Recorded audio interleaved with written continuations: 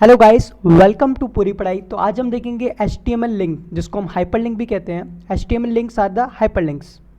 A hyperlinks is a text or an image you can click on and jump to the another document. Hyperlink आपका एक text हो सकता है या फिर एक इमेज हो सकती है जिस पे आप क्लिक करके दूसरे डॉक्यूमेंट, दूसरे फाइल या दूसरे HTML फाइल या फिर दूसरे वेबसाइट पे भी जा सकते हैं। A link allow user to click and help to move from one page to another page. इसका हम सिंटेक्स देख लेते हैं। सिंटेक्स क्या होता है? href URL लिंक टेक्स्ट ए आपका एंकर होता है, anchor tag. href hyperlink reference. Hyperlink reference मतलब कि रेफरेंस मतलब होता है एड्रेस, और इसका URL मतलब कि यूनिफॉर्म रिसोर्स लोकेटर। यहाँ पे आप एड्रेस लिखेंगे। तो चलिए आप नोटपैड पे चलते हैं और एग्जांपल देखते हैं।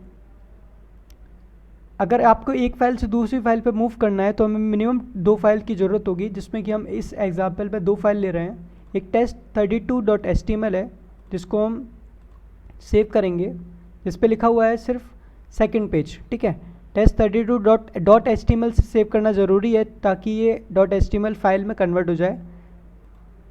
ये आपकी ऑलरेडी सेव्ड है। और test31 लेंगे। इस test31 से हम 32 पे जाने की कोशिश करेंगे। तो उसके लिए हम क्या करेंगे, जैसे गो टू सेकेंड पेज लिखा हुआ है तो इससे डायरेक्टली तो पहुंच नहीं सकते हैं। तो इसके लिए हम क्या करेंगे, एंकर टैग लगाएंगे यहाँ पर href हाइपरलिंक रेफरेंस, और हमारा फाइल का नेम क्या है, test32.html, जहाँ पे आपको पहुँचना है। इसके बाद एंडिंग टैग, यहाँ पर हम एंडिंग टैग लगाएंगे। ठीक है, और इस फाइल को हम सेव कर देंगे, test31.html, जो कि ऑलरेडी सेव है। अब इस फाइल को ओपन करेंगे, test31, हाँ ये रही। इस फाइल को हम ओपन करेंगे गूगल क्रोम में या फिर किसी भी ब्राउज़र में आप उसे ओपन कर सकते हैं। यहाँ पे आपका देखिए लिखा हुआ है फर्स्ट पेज। यहाँ पे आपका कर्सर चेंज नहीं हो रहा है, बट नीचे आपका कर्सर चेंज हो गया है क्योंकि ये लिंक बन चुका है, एक हाइपर लिंक। इस पर क्लिक करेंगे तो हम दूसरे पेज पे पहुँच जाएंगे। इस तरह से आप एक पेज से दूसरे पेज पे मूव कर सकते हैं। यहाँ पर भी आप लिंक लगा सकते हैं। यहाँ पर लिंक लगाने के बाद फर्स्ट पेज पर आप पहुँच सकते हैं। अभी हम देखेंगे कि ये तो आपका, यहाँ पर आप देख सकते हैं कि जो फाइल्स हैं, दोनों फाइल्स हैं वो एक ही फोल्डर में पड़ी हुई हैं। अगर आपको दूसरे फोल्डर में फाइल पड़ी हुई है, जैसे कि आपका फाइल यहाँ पर पड़ी है फोल्डर में, फोल्डर नाम का एक फ़ोल्डर है जिसमें folder1.html, तो ये आपकी फ़ाइल पड़ी हुई है। इसके अंदर हम देखते हैं कि क्या है। इसके अंदर कुछ नहीं है, बस लिखा हुआ है फोल्डर पेज। ठीक है, तो हमें इस पेज पे अगर पहुंचना है तो कैसे पहुंचेंगे? तो फर्स्टली सबसे पहले क्या करेंगे, यहाँ पर आप फोल्डर का नाम देंगे। फोल्डर का नाम जो था हमारा वो था, आप देख सकते हैं यहाँ पर फोल्डर का नाम है फोल्डर, उसके अंदर है folder1.html।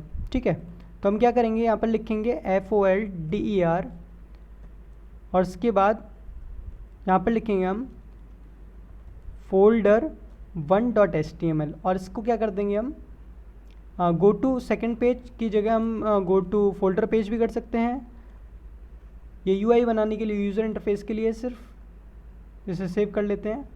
सेव करते हैं, हम ब्राउज़र पर जाएंगे।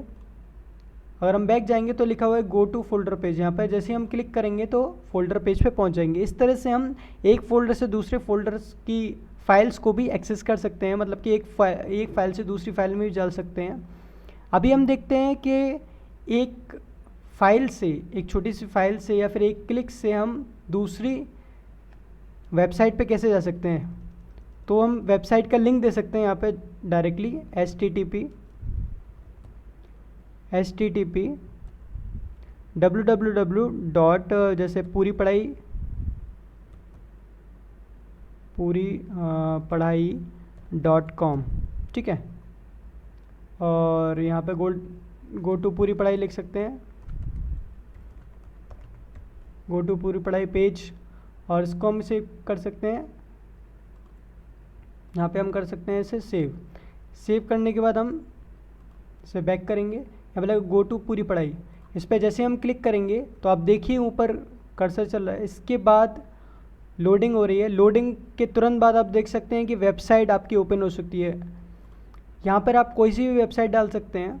अपने लिंक में आप कोई सी भी वेबसाइट डाल सकते हो, कोई सी भी वेबसाइट आपकी खुल सकती है। यहाँ पे आप गूगल डाल सकते हो, गूगल खुल जाएगा आपका, ठीक है। तो अभी मैं आपको एक और चीज़ बताने वाला हूँ। अभी तो ये हो गया आपका सिंपल थिंग्स। नेक्स्ट थिंग आपका एक टारगेट एट्रीब्यूट होता है। इस टारगेट एट्रीब्यूट से क्या क्या कर सकते हैं। पहला होता है आपका ब्लैंक और सेल्फ। नीचे जो पेरेंट, टॉप और फ्रेम नेम है, ये तीनों फ्रेम पे वर्क करते हैं। तो जब मैं फ्रेम आपको बताऊंगा तब ये तीनों बताऊंगा। और सेल्फ जो होता है, सेल्फ बाय डिफ़ॉल्ट होता है। फर्स्ट वाला आप देखते हैं blank, underscore blank. Underscore blank क्या करता है, ये एक नई विंडो में, एक नई टैब में उसको खोल देता है आपके लिंक को। तो हम इसे यूज़ करके देखते हैं। अपने नोटपैड पे जाते हैं। नोटपैड पे जाने के बाद यहाँ पर हमें क्या लिखना होगा, TAR टारगेट इक्वल टू, यहाँ पर लिखना होगा हमें अंडरस्कोर BLANK। अभी यहाँ पर आप देख सकते हैं कि अगर मैंने यहाँ पे क्लिक करा, यहाँ पे अगर मैं क्लिक करूँगा तो सेल्फ उसी टैब में आपका पूरी पढ़ाई ओपन हो रहा है, ठीक है। मैं अगर नहीं चाहता हूँ कि इसी फोल्डर में ओपन हो तो क्या कर सकता हूँ, मैं इसमें टारगेट लिख सकता हूँ और इसको मैं सेव करूँगा Ctrl+S से। कंट्रोल सेव करने के बाद इसे रीलोड करूँगा। रीलोड जैसे यहाँ पे क्लिक करेंगे तो सेकंड पेज पे आपका पूरी पढ़ाई खुल रहा है, ठीक है।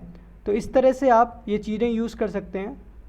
सो thank you guys, meet me on next video. तब तक के लिए गुड बाय।